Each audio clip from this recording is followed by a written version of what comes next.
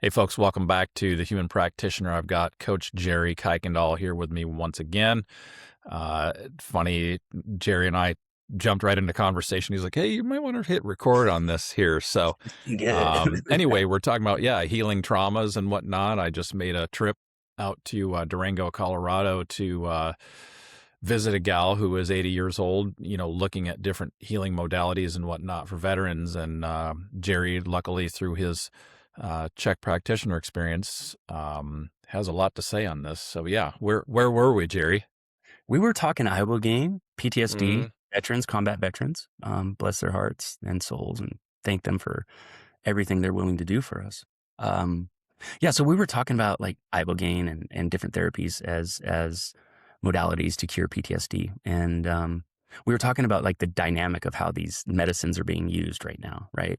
And particularly, just giving my opinion on where I think it's being misappropriated, and in particular.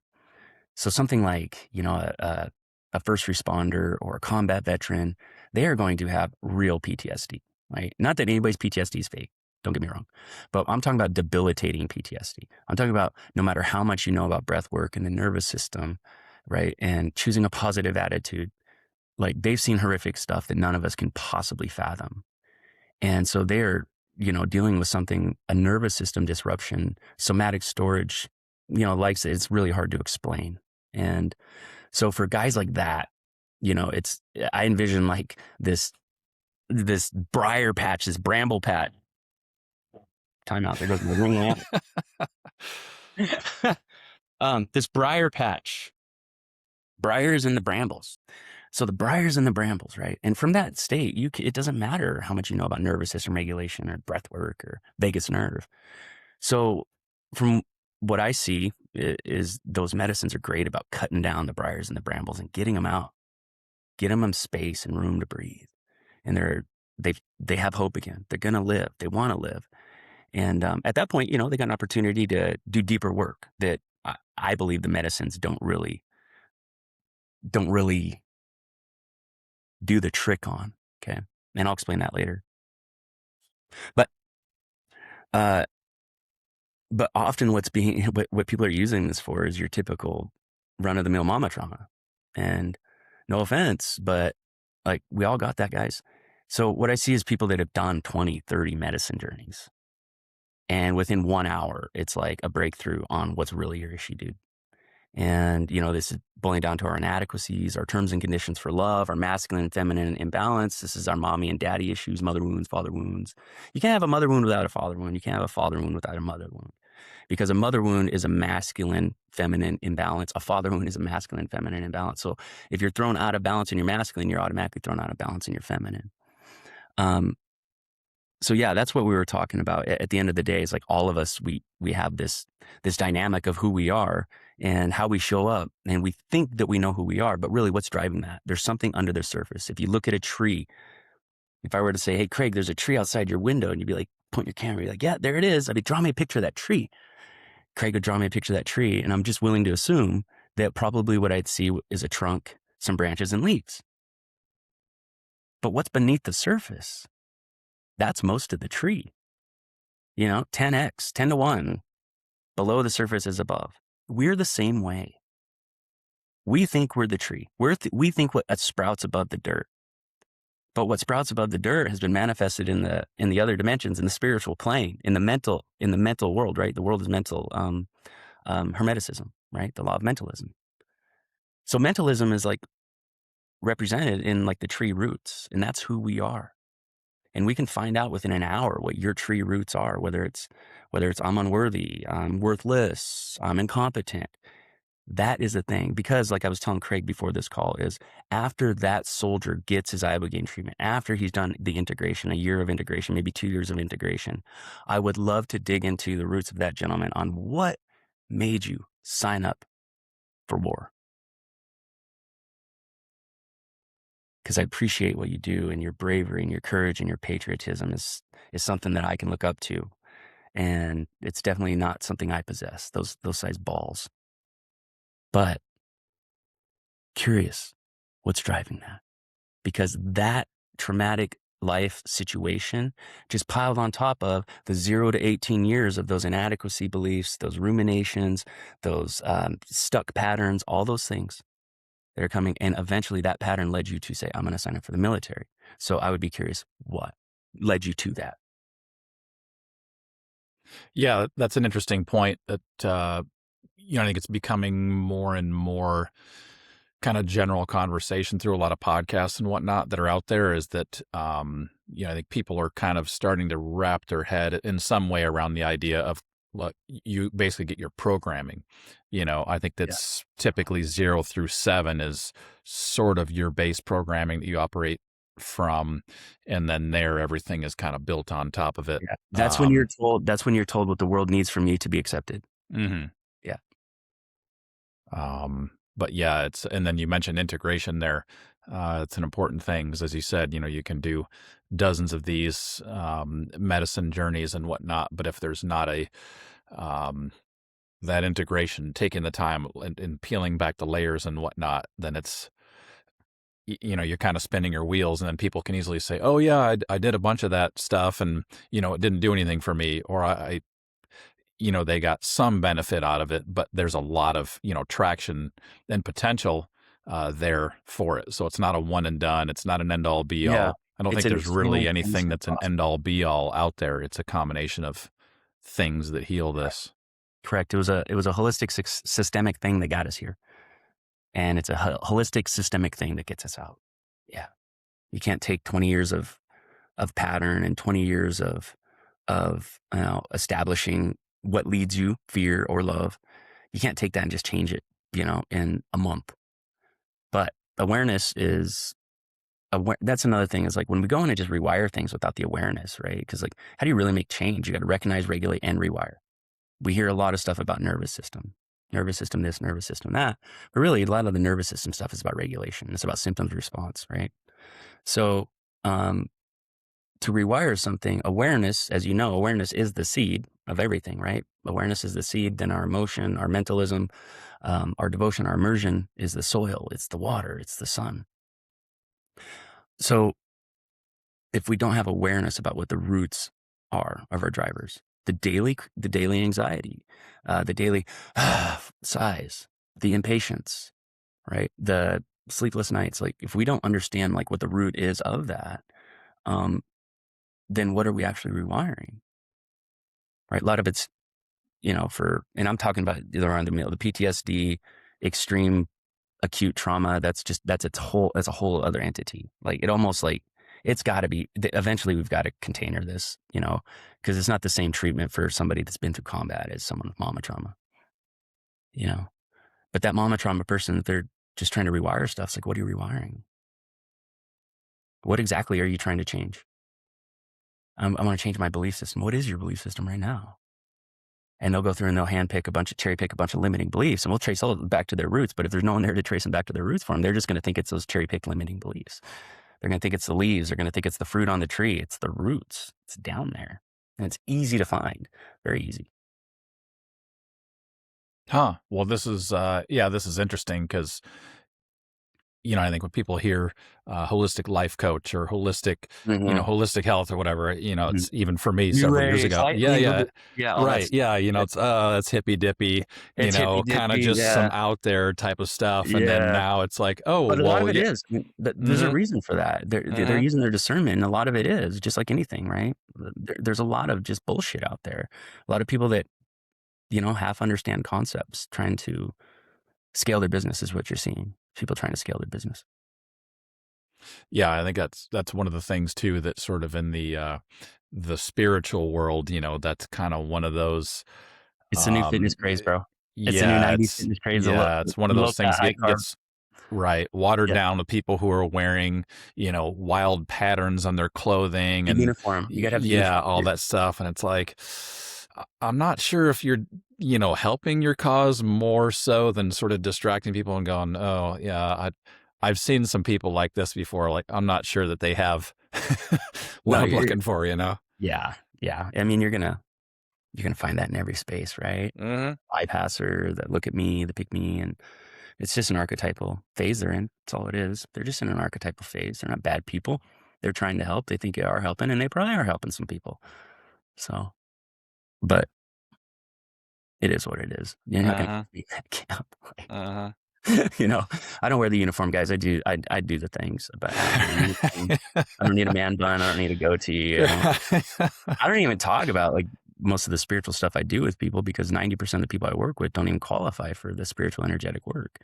I won't go into it with people until, I mean, we'll talk spirituality, we'll talk God, we'll talk connection and what you're led by, but we don't go into the deep stuff until all this foundational stuff is ready. And 9 out of 10 people, once the foundational stuff is squared away in the psyche integrated, that they care really little about energy healing and stuff like that. Uh-huh.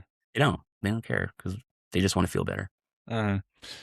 So when we're talking about integration for people who go through these sorts of things, how would you describe that for people? Because, Yeah.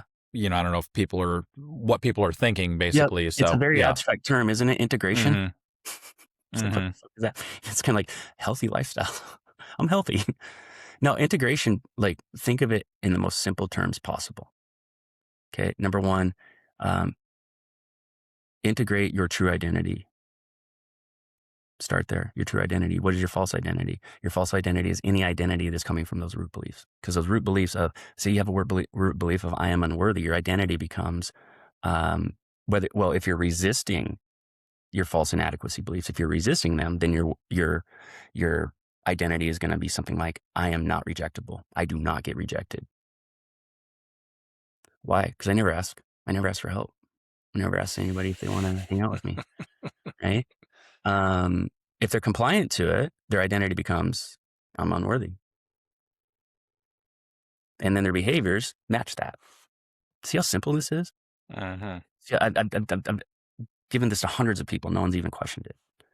So that first, your identity, integrate your true identity. So you change those roots to the truth of who you are. And this is my philosophical thing, cosmological, but who you truly are, which is a spirit having a flesh experience. I'm all that ever has been and ever will be, condensed to a finite point of consciousness we call Jerry. When you embody that, there ain't anything that can fuck with you. There ain't anything. So that, integrate your true identity. Secondly, integrate your masculine, feminine imbalance. Okay, this is what we call mother, father, God work. Okay, it's a masculine, feminine. In the Garden of Eden, the fall of man, they knew they knew the difference between good and evil. It's like, oh my God, what does that mean? Y'all, just stop it, stop it. This is similar to when you're 12 months old and you realize you and your mom aren't the same person. You're like, what the fuck? What's going on? Same thing, folks. When Adam and Eve, instead of being one organism, God separated them, created man and woman so that there could be divine masculine and divine feminine to access the divine child. You got to work for it. You've got to find union. You've got to find partnership to make this work. They recognized there was a difference between a man and a woman. They recognized there was positive, negative polarity. That's what it's about. So we have the same thing. What we're really seeking in our healing is we want to feel better. Well, let's distill that down. What does that mean to feel better? Less chaos. Well, what's less chaos? What's the opposite of chaos? Harmony. Okay, so you want more harmony. And you keep distilling this down, keep distilling it down. What people really want is access to their divinity. They don't want to be confused. They don't want to be left out. They don't want to not know. They don't want to be scared. They want access to their divinity. So when you can integrate the masculine and feminine within them, they can access their divinity. For most men, I'm guessing in this, I haven't worked with a lot of combat veterans, but first responders. With men, it's an overly masculine dynamic because they feel they have to be the protector. They feel they have to be, and they do, right? But there's one thing, there's a huge difference between being, I feel I have to be the protector, and I'm doing that, and no matter what I do, I'm not doing my job. Huge difference, right? So integrate the masculine and feminine. Guys are doing too much, do, right? They're quick to open their mouth and shut their ears. When they're having a bad time, they're quick to not tell anybody about it. They're quick to not ask for help. So masculine, feminine dynamic, identity, masculine, feminine dynamic, and then get down to your terms and conditions for love. Because trauma is the perceived absence of love. And I could imagine somebody in a combat veteran situation where they're seeing this horrific violence. How would you not perceive a complete absence of love in the world? You get those, you're integrated, dog. Give me your with you. Yeah, that sounds like a big one right there because, if we learn at, a young age that I'm not lovable or I'm only loved on certain conditions if I act Yep. a certain way, then and we don't integrate that Hmm. and then learn, oh wow, like this is something that's been going on since I was 5 or, Hmm. whatever. That was what my Um, conditioning. Yeah. yeah. Imagine growing up in a house where your parents always fought and they were violent, maybe, right? And the only time you got your attention was when maybe you screwed up in sports or you got a bad grade on your report card, right? That's very conditional love. That's archaic love, sex and violence love. So these are the people that don't feel loved unless they're in a relationship that's really dramatic. A lot of drama and trauma. Now imagine you never learned what safe love was. Do you think there's a chance that that would invite you to sign up for war? That's what I mean. So you put someone that's gone through 20 years of that and you throw them in a combat situation. There's work to be done after the ibogaine. Yeah, that's a big one. And folks, we're referencing it's a Netflix documentary, In Waves and War. It's got a bunch of former Navy SEALs on there that is pretty good.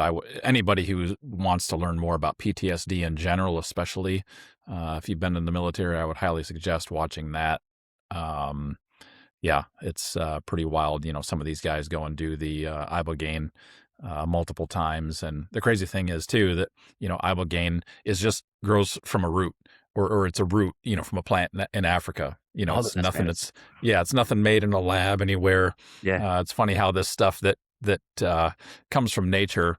Um, Weird. yeah, we're It's supposed to almost like we think. should heal with the stuff we're made of or something. Yeah, yeah, isn't that funny? Instead of That's something made in a that's lab. new. That's That's new age. That's new age shit. Right. New age.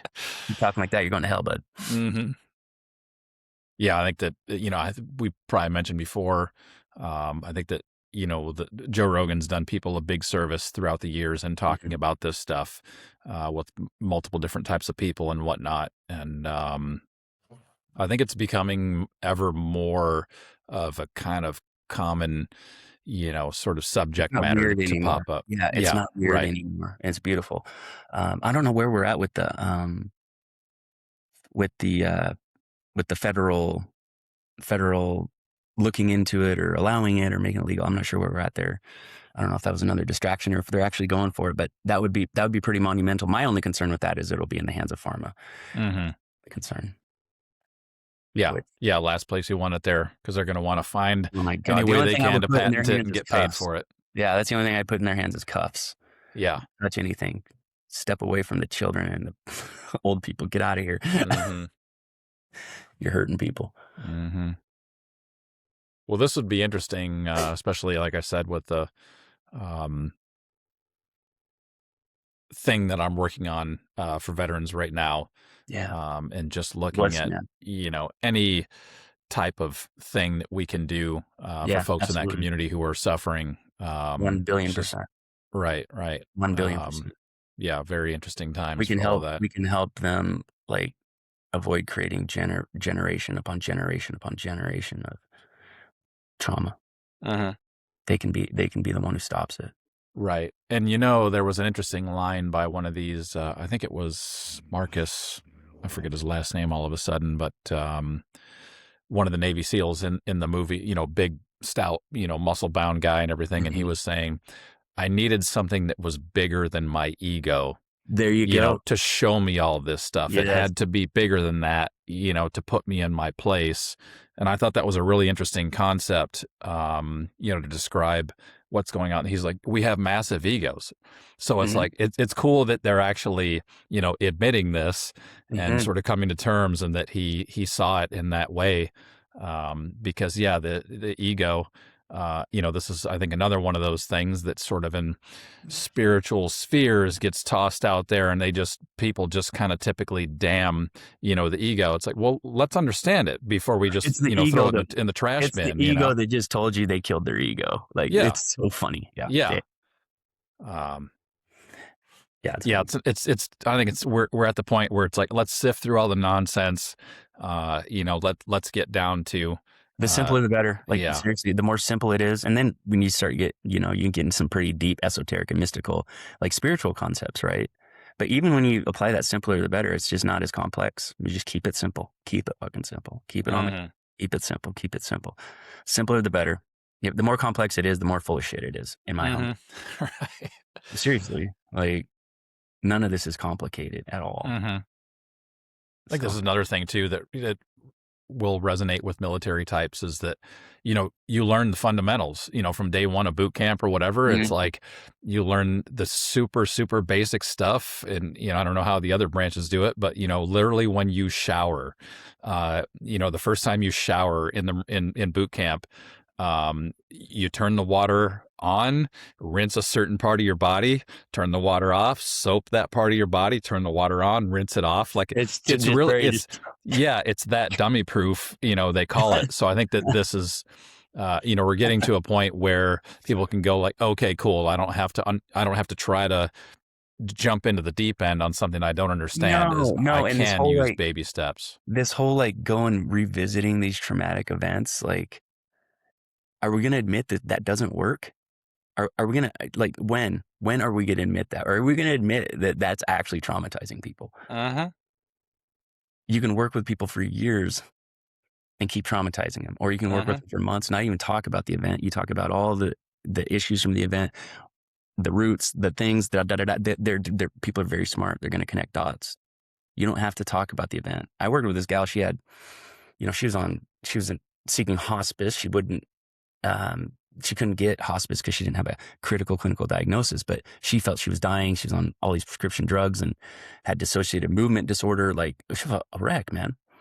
Um, a couple years, we got her out of all that, got her off her prescriptions, got her out of the dissociative movement disorder, obviously no longer looking for hospice. And it was 2.5 years of working with her before I realized that she'd gone through sexual abuse. She spent the first 3 years of school in a steel box in the back of the class because she had ADHD. So you don't need to do that. Yeah, it's terrible, all the stuff that people are sold as fixes and everything. And it's Oh like, my if you God. just look at that, they want the typical, pharmaceuticals and all that, they want customers.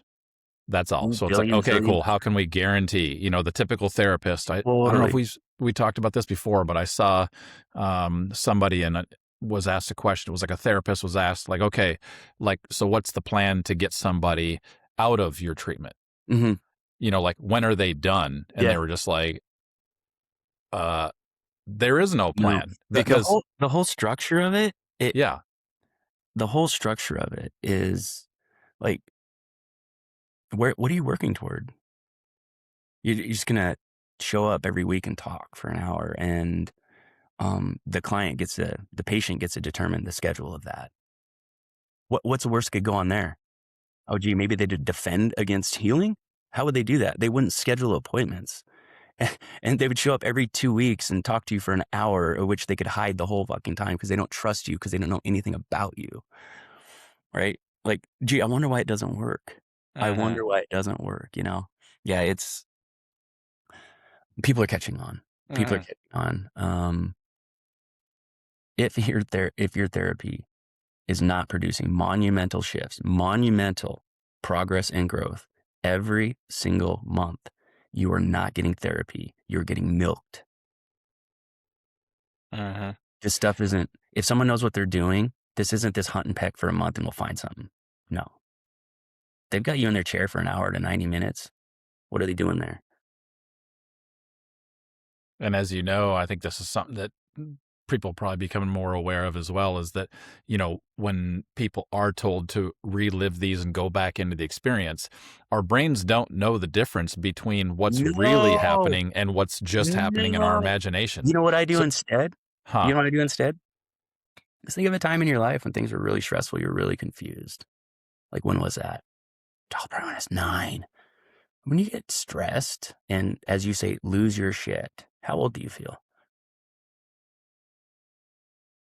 Like 9. You think there's correlation? Mhm. Yeah. So we go find the 9-year-old. Go find the 9-year-old and say, hey, look at me. This is how you turn out. And sometimes the 9-year-old will be like, you look sad. Oh, I'm sad for you, bud. You don't have to be sad for me. That's what we do. Yeah, it seems like when somebody gets into, being pissed off or super angry or whatever, it's not the wisest version of themselves. It's not Oh, the most composed version of themselves. Is they do literally lose control. they get younger. They literally Yeah. get younger. It's called age Yeah. regression. Yeah. They literally get younger. They just revert back to that. I call it rooms. Clients, we get in these rooms. What room are you in? I'm in the traffic room. Okay, you're a teenager, just got your license. Settle the fuck down. Right? What room are you in? I'm in the alone room. Nobody hears me room. Okay, your 9-year-old needs some love. Like, I thought you brought him with you. I thought I did too. Go get him. Like, compare that experience to, Uncle Fred. Bro, it's sadistic. It's sadistic. What makes us think the medical system is as evil and sadistic as it is, and the mental health system's not? Like, what do you really believe? What do you really believe about this mess? You can't be on the fence. Either you believe it's all on the up and up or none of it is. It can't be some of each. And Yeah, what it I've seems like seen, it's the system that is pumping these people out into dude, these. the system has zero Yeah. interest in finding causes for your shit. Mm-hmm. And I personally know how fucking easy it is. Pardon my French, but it's bullshit. It's fucking easy. Give me an hour. Give me a fucking hour. They are not interested in finding causes whatsoever. So the best they can do is throw shit against the wall and hope it sticks. And they're never over the target, ever. Ever. Limiting beliefs. Oh, I'm behind. What the fuck does that mean? I'm behind. Why does that matter? Because I'm not going to get my shit done today. Why does that matter? Because I got to get it done. Why does that matter? Because if I don't get it done, the bills aren't going to get paid. Is that true? No. So why are you placing this emphasis on it? You get down to, I just think I'm worthless. And if I'm not producing 10 times more than everyone else, then I don't get love. That's a huge cry from I'm behind.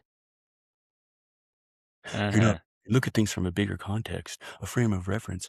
How behind are you for the month? Oh, I'm not that far behind for the month. See, don't you feel better? Yeah, I do. Why does it happen in 5 minutes from now again? I don't know. Must be you. You must have a disorder. Here's a pill.